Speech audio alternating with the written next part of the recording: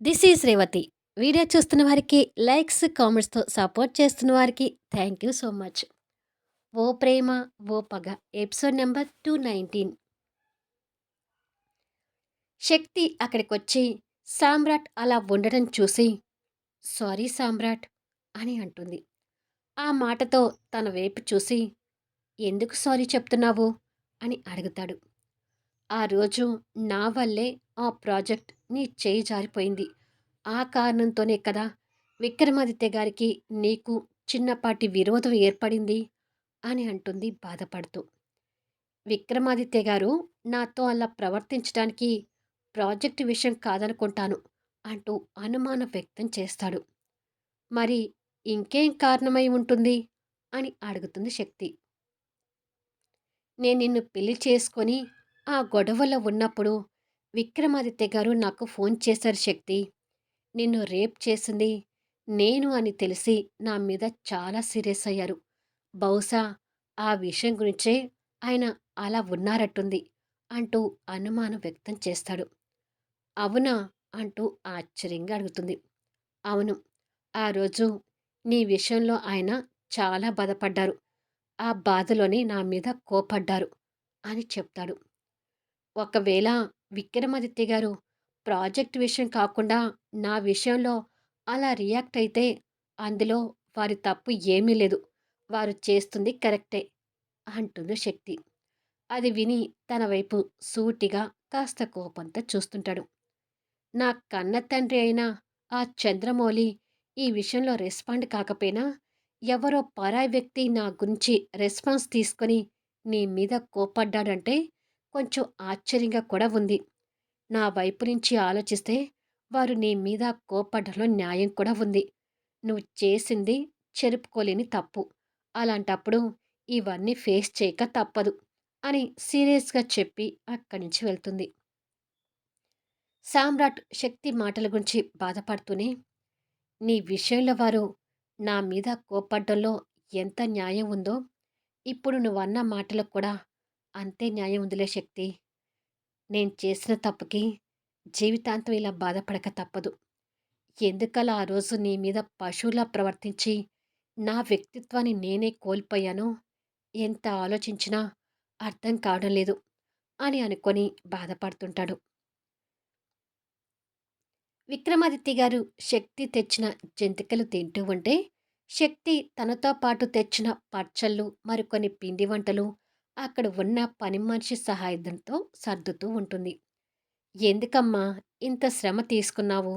నాకు ఎలాగో వంట మనిషి ఉంది కదా" అంటాడు విక్రమాదిత్య గారు కిచెన్‌లో నుంచి కనిపిస్తున్న శక్తిని చూస్తూ. "ఏదో నా తృప్తి కోసం కాదనకండి సార్. మీకోసం నేను, సామ్రాట్ కలిసి చేశాము" అని అంటుంది శక్తి విక్రమాదిత్య గారిని చూస్తూ. సామ్రాట్ అనగానే నోట్లో పెట్టుకోబోయిన జంతికతో అక్కడే ఆగిపోతాడు. శక్తి అది గమనిస్తూ దగ్గరికొచ్చి, "సామ్రాట్‌తో పాటు నేను చేశానని చెప్పాను కదా! ఏం పర్వాలేదు తినొచ్చు" అని అంటుంది. విక్రమాదిత్య గారు కొన్ని క్షణాలు మౌనం వహించి అది నోట్లో పెట్టుకొని తింటూ, "సామ్రాట్‌తో నువ్వు హ్యాపీగా ఉంటున్నావా శక్తి?" అని అడుగుతాడు. "హ్యాపీనా? నా జీవితంలో 100% హ్యాపీగా నేనెప్పుడూ లేను సార్. అలా అని చెప్పి సామ్రాట్ నన్ను ఇబ్బంది పెడుతున్నాడు, బాధ పెడుతున్నాడు అనుకోకండి. సామ్రాట్ విషయంలో ఆ ఒక్క రేపు సంఘటన అనేది పక్కకు పెడితే నాకొక మంచి భర్త అని చెప్పుకోవచ్చు. కానీ సామ్రాట్ ఎంత మంచివాడైనా ఆ నెగెటివ్ అయితే జీవితాంతం పోదు కదా! ఏది క్షమించినా సామ్రాట్ విషయంలో ఆ విషయాన్ని నేను క్షమించలేకపోతున్నాను" అని బాధగా చెప్తుంది. "నువ్వన్నది కూడా కరెక్టే శక్తి. అతనిప్పుడు నిన్ను ఎంత మంచిగా చూసుకున్నా గతంలో చేసిన గాయం మర్చిపోవడం అంత ఈజీ కాదులే" అంటాడు జంతికలు తింటూ.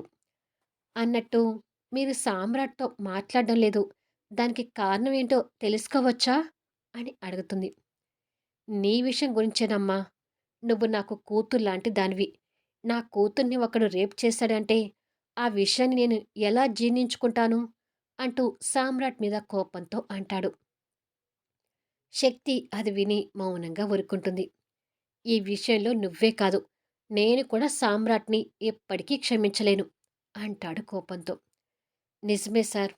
ఎంత తప్పైనా క్షమిస్తావేమో కానీ, ఇలాంటి తప్పుని క్షమించడానికి మనసు రాదు. నేను సామ్రాట్ వాళ్ళ ఇంటికి వెళ్ళాకనే అసలు సామ్రాట్ మనస్తత్వం ఏంటో నాకు పూర్తిగా అర్థమైంది. సామ్రాట్ చాలా మంచివాడు. కానీ అలాంటి సామ్రాట్ తప్పు చేయటం ఏంటా అని అప్పుడప్పుడు ఆశ్చర్యంగా కూడా అనిపిస్తుంది. అలా అని తప్పు చేయలేదు అనుకోటానికి లేదు కదా! ఏమైనా సామ్రాట్ మంచివాడు. కానీ రేపిస్ట్ అంటుంది చివరి మాట కోపంతో. శక్తి మాటలకు విక్రమాదిత్య గారు తనని లోతుగా చూస్తూ, సామ్రాట్‌ని ప్రేమిస్తున్నావా శక్తి? అని అడుగుతాడు. ఆ ప్రశ్నకి ఆశ్చర్యంగా చూస్తుంటుంది. సామ్రాట్ గురించి అసలు నీ మనసులో ఏముందో సూటిగా చెప్పు శక్తి అని అడుగుతాడు. సూటిగా చెప్పడానికి ఏముంది సార్? సామ్రాట్‌ని ప్రేమిస్తున్నాను అనడానికి అతని తప్పు గుర్తొస్తుంది. ప్రేమ కన్నా ఆ తప్పే నాకు హైలైట్‌గా కనిపిస్తున్నప్పుడు, ఇక నేను సామ్రాట్‌ని ప్రేమిస్తున్నానని ఎలా చెప్పగలుగుతాను? అని అంటుంది. ఆ ఒక్క విషయంలో తప్ప సామ్రాట్ మంచివాడు అంటావు. అంతేనా? అని అడుగుతాడు. మంచివాడు కాదు. చాలా మంచివాడు అని మనస్ఫూర్తిగా చెప్తుంది. శక్తి మాటలకు విక్రమాదిత్య గారు కాస్త నవ్వుతూ, "నువ్వు బాగా కన్‌ఫ్యూజన్‌లో ఉన్నావు శక్తి" అని అంటాడు. కావచ్చు.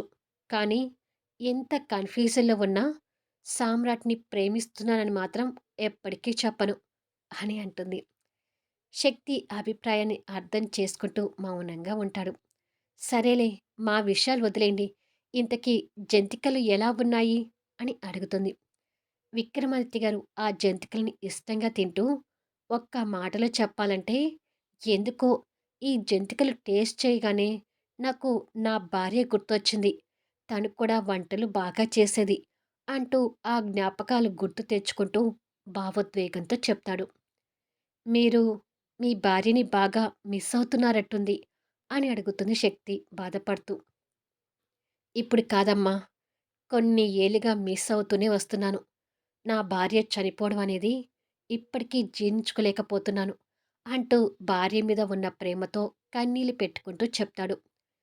బాధపడకని విక్రమాదిత్య గారు.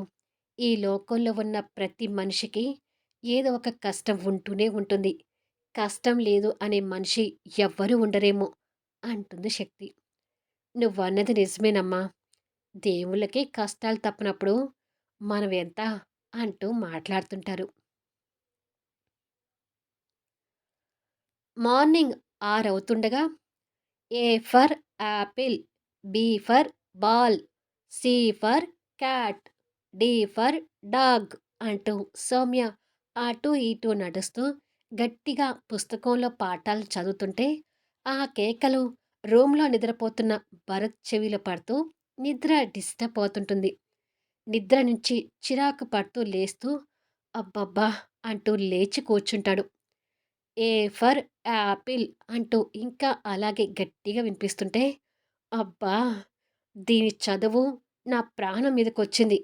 నైటు ఒంటరివాడిని చేసి ప్రశాంతంగా నిద్రపోనివ్వదు. ఇప్పుడు పాఠాలు చదువుతూ నిద్రపోనివ్వదు. చస్తున్నాను దీనితోటి అని తిట్టుకుంటూ బెడ్ దిగి బయటకొస్తాడు. సౌమ్య బుక్కు మొహానికి అడ్డుగా పెట్టుకొని అటూ ఇటూ నడుస్తూ గట్టిగా చదువుతుంటుంది.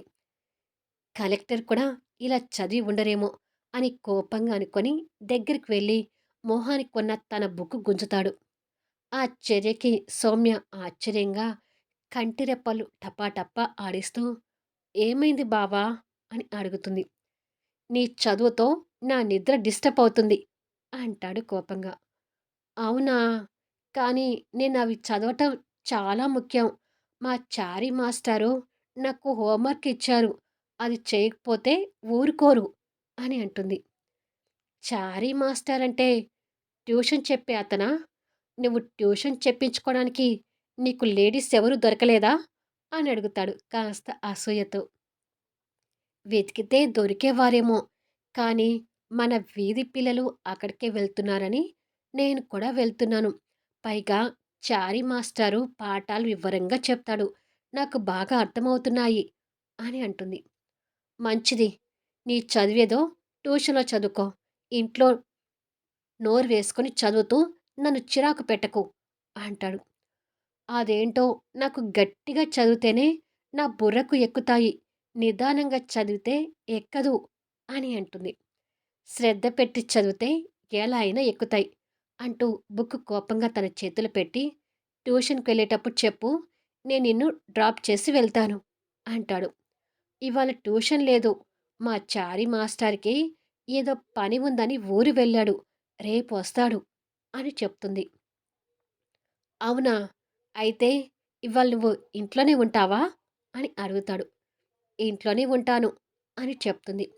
అయితే ఇవాళ బయటికి వెళ్దాము. రెడీ అయి ఉండు అంటాడు. నేను రాను. నాకు చదువుకునేది చాలా ఉంది అని అంటుంది. ఆ చదివేదో రేపు చదువుకోవచ్చులే. ఇవాళ బయటికి వెళ్దాము అంటాడు. లేదు బావా! రేపు నాకు పరీక్ష ఉంది. పరీక్ష పాస్ కాకపోతే ఇక నన్ను ట్యూషన్‌కి రానివ్వనని మా చారీ మాస్టర్ నాకు వార్నింగ్ ఇచ్చాడు అని చెప్పి భరత్ చేతిలోని ఇంకో బుక్ తీసుకొని అక్కడి నుంచి వెళ్తుంటుంది. తనతో ఎంత మాటలు కలుపుతున్నా అసలు విషయం మాత్రం మర్చిపోవట్లేదు. నా మీద కోపం అలాగే చూపిస్తుంది. ఇలా ఎన్నాళ్ళు నా మీద బెట్ చేస్తుందో నేను చూస్తాను అని అనుకుంటాడు. విక్రమాదిత్య గారు ఆరు బయట పింకీతో ఆడుకుంటూ ఉంటాడు. సామ్రాట్ బయట నుంచి వస్తూ అక్కడికి వచ్చి కారు ఆపుతాడు. మా హీరో వచ్చాడు అంటూ పింకీ వాళ్ళ తాతయ్య దగ్గర నుంచి పరిగెత్తుకుంటూ కారు దగ్గరికి వస్తుంది. విక్రమాదిత్య గారు చూస్తూ ఉండగానే సామ్రాట్ కారు దిగి దగ్గరికొచ్చిన కూతురిని చూసి నవ్వుతూ ఎత్తుకుంటాడు. నేను తాతయ్య మాటలు చెప్పుకుంటూ ఆడుకుంటున్నాము హీరో. నువ్వు కూడా మాతో వచ్చి జాయిన్ అవ్వరాదు అని అడుగుతుంది పింకీ. దాంతో సామ్రాట్ విక్రమాదిత్య గారి వైపు చూస్తాడు. విక్రమాదిత్య గారు కోపంతో మొహం తిప్పుకుంటాడు. నాకిప్పుడు బోలెడన్ని పనులున్నాయమ్మా. ఆడుకోటానికి కుదరదు. నువ్వు మీ తాతయ్య గారితో ఆడుకో అంటూ పింకీని కిందికి దింపుతాడు. సరే హీరో, నేను తాతయ్యతో ఆడుకొని వస్తాను అని చెప్పి మళ్ళీ పరిగెత్తుకుంటూ విక్రమాదిత్య గారి దగ్గరికి వెళ్తుంది పింకీ. రా తల్లి అంటూ విక్రమాదిత్య గారు పింకీని దగ్గరకు తీసుకొని సామ్రాట్ వైపు చూస్తుంటే సామ్రాట్ వారిని చూసి మౌనంగా లోపలికి వెళ్తుంటాడు. పైనుంచి శక్తి విండో దగ్గర నిలబడి బయట జరిగిందంతా గమనిస్తుంటుంది. సామ్రాట్ రూమ్‌లోకొచ్చి అక్కడ ఉన్న శక్తిని చూస్తూ, "నాకు కొంచెం కాఫీ తీసుకొస్తావా శక్తి?" అని అడుగుతాడు. "తీసుకొస్తాను" అని చెప్పి వెళ్తుంది. సామ్రాట్ కాస్త రిలాక్స్‌గా బెడ్ మీద కూర్చొని ఎదురుగా ఉన్న ప్రభావతి గారి ఫోటో వైపు చూస్తాడు. మళ్ళీ తను ఎక్కడో చూశానని ఆలోచనలో ఉండగా శక్తి కాఫీ కప్పుతో అక్కడికి వచ్చి, "తీసుకో సామ్రాట్" అంటుంది. సామ్రాట్ కాఫీ కప్ తీసుకొని కాఫీ సిప్ చేసి, "మీ అమ్మ దగ్గరికి తీసుకువెళ్ళమని ఎన్నోసార్లు అడిగాను శక్తి. ఒక్కసారి తీసుకువెళ్ళొచ్చు కదా" అని అడుగుతాడు. "సరే, సాయంత్రం వెళ్దాంలే" అంటుంది శక్తి. "హమ్మయ్య! ఇప్పటికి ఒప్పుకున్నావన్నమాట" అంటాడు సామ్రాట్. అనుకున్నట్టుగానే సాయంత్రానికి సామ్రాట్, శక్తి కార్‌లో ఆ హాస్పిటల్ ముందు ఆగుతారు. ఇద్దరు కలిసి లోపలికి వెళ్తుంటే అక్కడ ఎంతోమంది మానసిక రుగ్మతతో బాధపడేవాళ్ళు సామ్రాట్‌కి కనిపిస్తుంటారు. కొద్దిసేపటికి సామ్రాట్, శక్తి, ప్రభావతి గారికి ట్రీట్మెంట్ చేసే డాక్టర్ ముందు ఉంటారు. "మా అమ్మ ఆరోగ్యంలో ఏమైనా ఇంప్రూవ్‌మెంట్ కనిపిస్తుందా డాక్టర్?" అని అడుగుతుంది శక్తి. "లేదమ్మా, అలాగే ఉన్నారు. అప్పుడప్పుడు మాత్రం ఆది ఆది అంటూ కలవరిస్తుంటుంది. అంతకు మించి కొత్తగా ఇంప్రూవ్‌మెంట్ అంటూ ఏమీ లేదు" అని చెప్తాడు డాక్టర్. "ఆది ఎవరు?" అని అడుగుతాడు సామ్రాట్ శక్తిని చూస్తూ. "ఏమో సామ్రాట్, తెలీదు. బహుశా అమ్మకు జీవితంలో తనకి బాగా ఎవరైనా తెలిసిన వాళ్ళేమో" అని అంటుంది. "అదే కావచ్చు" అంటాడు డాక్టర్. "ఇద్దరం వెళ్ళి మా అమ్మని చూసి వస్తాం డాక్టర్" అని చెప్పి సామ్రాట్‌తో కలిసి ప్రభావతి ఉన్న రూమ్ దగ్గరికి వెళ్తుంటుంది శక్తి. ప్రభావతి పేషెంట్ యూనిఫామ్‌లో కనిపిస్తూ జుట్టు అంతా విరబోసుకొని ఏదో కోల్పోయినట్టుగా ఒంటరిగా కూర్చొని ఇద్దరికీ వెనుకగా కనిపిస్తుంటుంది. మళ్ళీ నెక్స్ట్ వీడియోలో కలుద్దాం. ప్రభావతి గారిని ఎక్కడ చూశాడు అనేది సామ్రాట్‌కి ఇప్పుడు గుర్తొస్తుందా? విక్రమాదిత్య గారు ప్రభావతి గారిని చూసే ఛాన్సెస్ ఎలా రాబోతున్నాయి? తెలుసుకోవాలి అంటే అద్భుతమైన కథనంతో ఆసక్తికరంగా సాగిపోయే కథా వీడియోస్‌ని మిస్ కాకుండా చూడండి.